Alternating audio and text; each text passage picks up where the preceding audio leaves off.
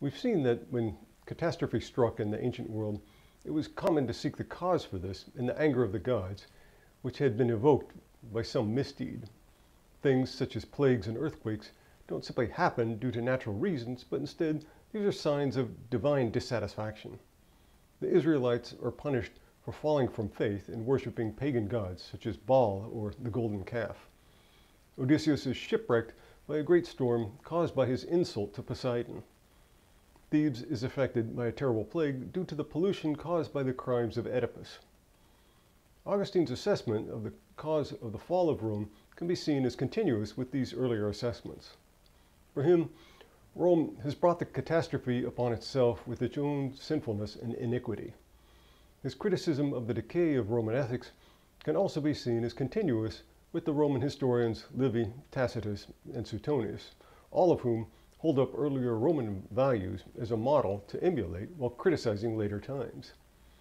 We've seen that it is Augustine's view that God uses history to punish the evildoers, although this is not always easy to see.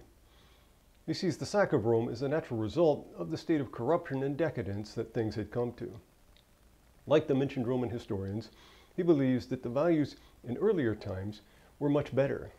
He recalls the pagan priest Publius Cornelius Scipio Nacisca, who is mentioned by Livia. According to Augustine's telling of the story, Scipio believed that Rome was best off when it was kept on its guard by its rival Carthage. He was convinced that this threat had a beneficial influence on the people who had to focus their energies on their defense and security. But when Carthage was defeated in the Punic Wars, there was no longer any state to rival Rome, which grew quickly. This led to a rapid prosperity as Rome conquered and plundered other states that it incorporated into its realm. According to Augustine, the lapse in Roman values and ethics was a result of this newfound wealth. It produced a long list of human vices, such as avarice and sensuality. While the Romans were formerly afraid of Carthage as a rival military power, Augustine notes that Roman, quote, prosperity produces a moral corruption far worse than all the fury of an enemy. In other words, it would have been better to continue to have Carthage as a foe, since it could not cause as much damage as was produced by the effects of wealth. Here one can see another example of the inversion of the inner and the outer. Traditional values focused on the outward political and military situation, but for Augustine, this was only secondary. What was more important was the inward situation, namely the corruption of morals that took place during a time of great growth and prosperity. Augustine especially points out the vice of lust for power, which arose in Rome after the Punic Wars.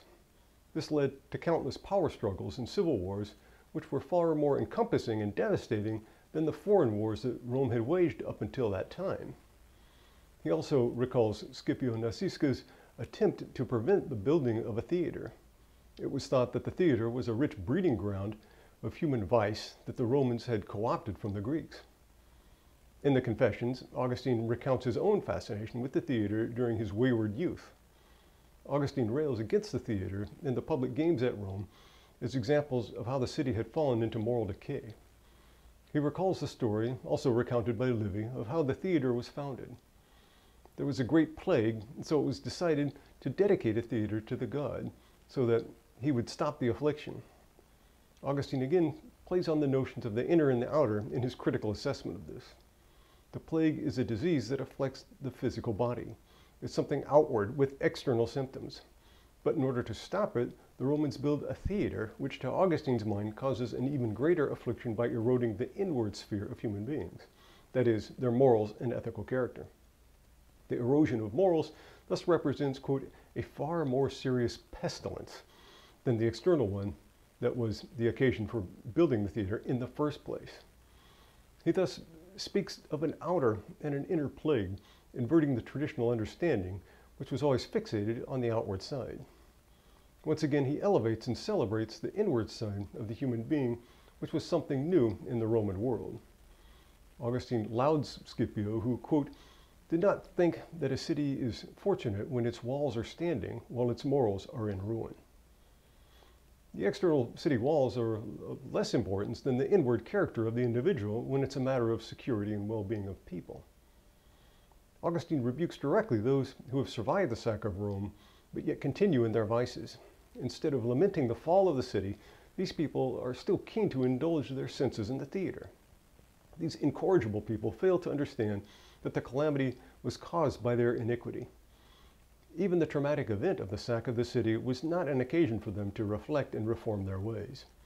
He reproaches these people for the fact that they ascribe the cause of the fall of Rome to the adoption of Christianity, while they are wholly blind to their own vices.